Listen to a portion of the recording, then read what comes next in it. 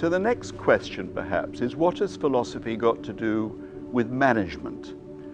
Now, to answer that question, I think we need to divide management or managerialism into two quite different areas. One is hierarchy, the belief that command and control, structured organizations is important for success.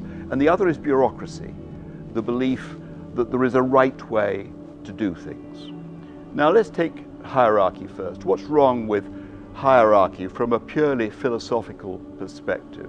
Well, where hierarchy can go wrong is that some people are treated as means rather than ends. In other words, they're treated as human resources rather than resourceful humans. Economists often treat human talent as a factor of production, rather like materials, plant and equipment. But of course people are far more than factors of production. And unless we treat people as ends in their own right and perhaps weaken the command and control system to become a more open society of dialogue and shared creativity, unless we do that, hierarchy can create what we might call a feudal society with a huge inequality of power between those who are leading and others who perhaps are following.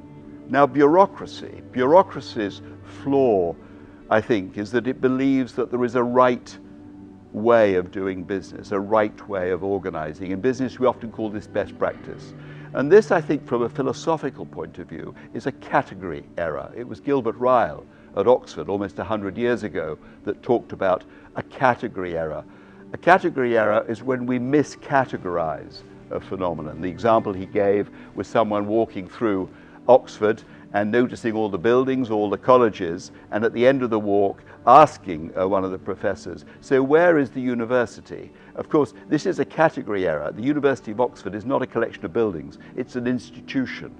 Now in business, the category error, I think, arises because we think of business as, if you like, cooking, cuisine, where there's a good recipe. And if we just follow the recipe, we'll probably get to quite a good result. Whereas actually business is a game. It's much more like chess than it's like cuisine. And there is no formula, no algorithm for winning at chess. It requires, in some sense, first-hand thinking, unique practices rather than best practices.